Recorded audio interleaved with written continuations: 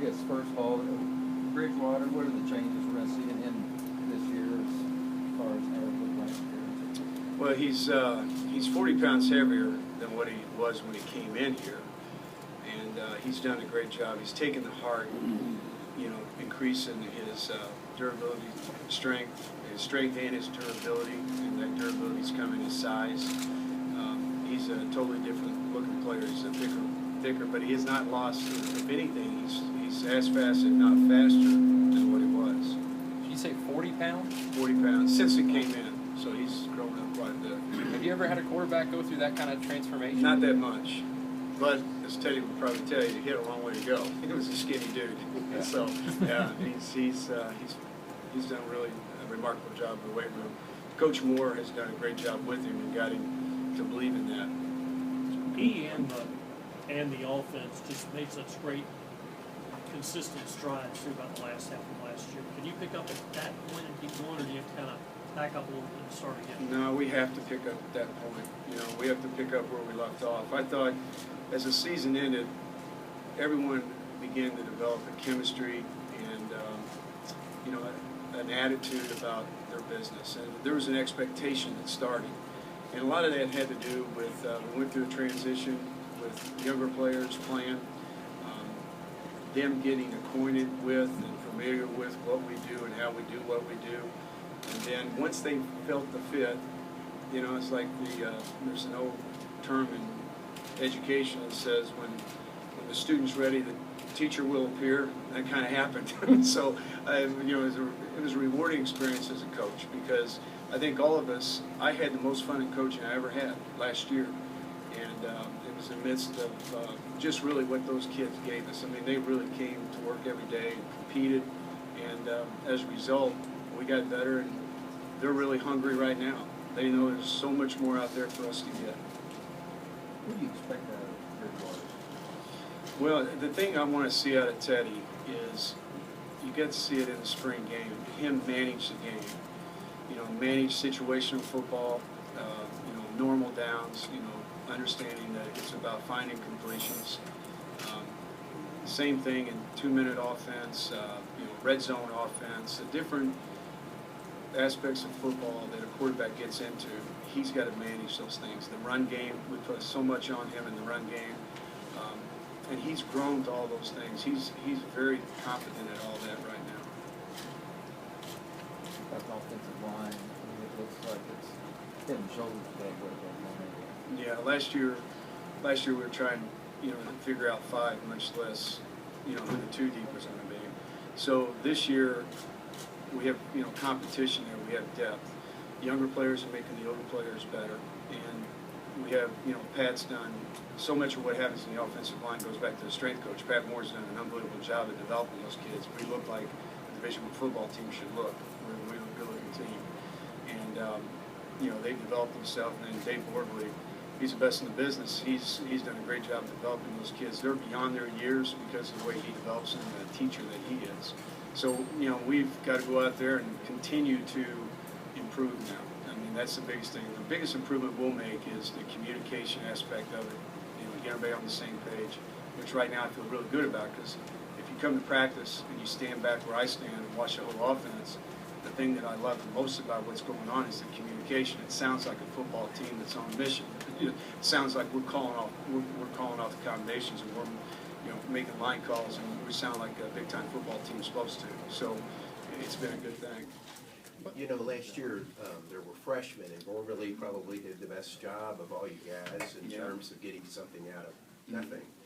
But still, you still have 3 sophomores on the offensive line. It seems like that's still a big challenge even this year. What are you all doing that you're doing differently than last year? Well, we keep coaching them hard.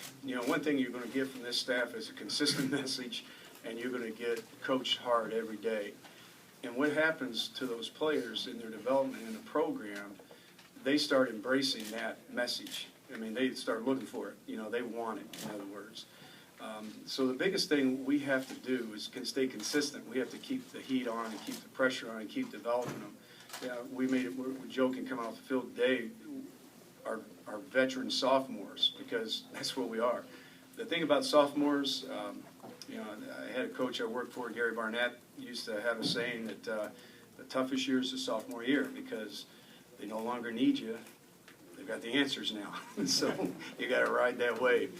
But the beautiful thing is a consistent message here. I mean, they get coached hard every day, the same message, the same expectation. And the nice thing about it, their character, the whole group, they want to please. They want to meet that expectation. How much of it for the coaching staff is that a concern? You had guys come in as freshmen playing a lot of time last year with not many expectations. This year they're sophomores. They don't need you, but they have those expectations. Yeah, well, that's the one that that's our issue. That's what we've got to guard against. And you know, the thing that you know, the thing that always is in front of these kids is that consistent voice, consistent message, and it's one.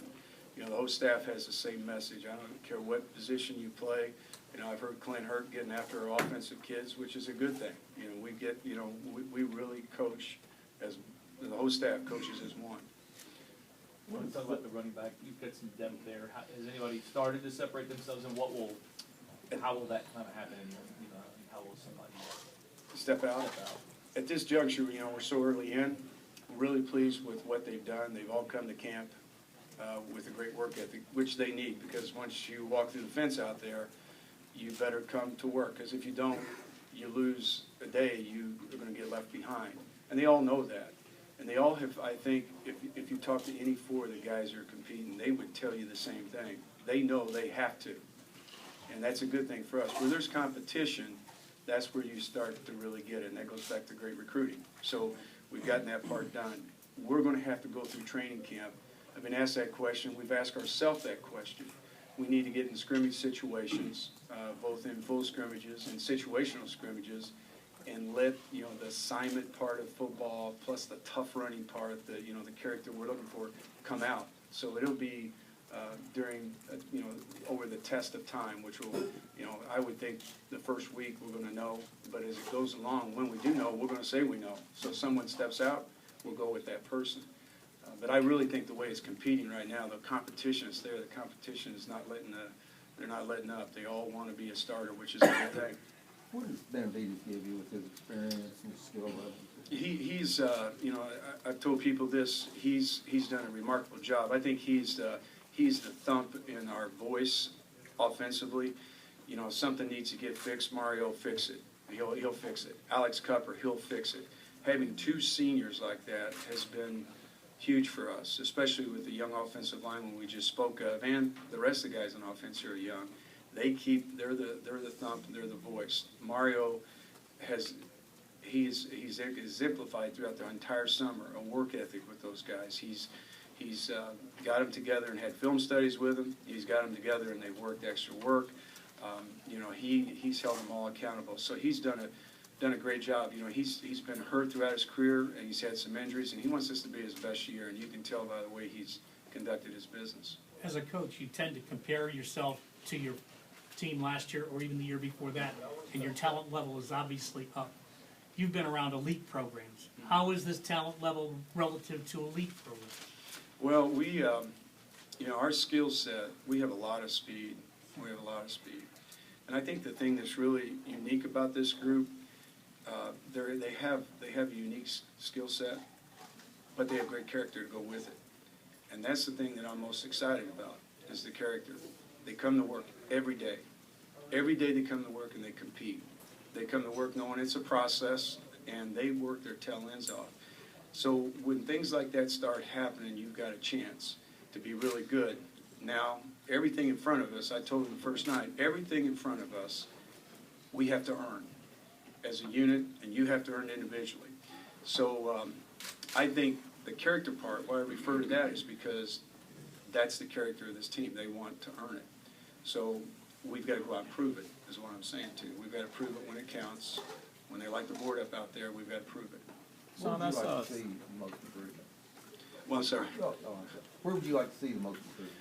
Well, I just, you know, I would like to see us, you know, offensively, you know, play in rhythm.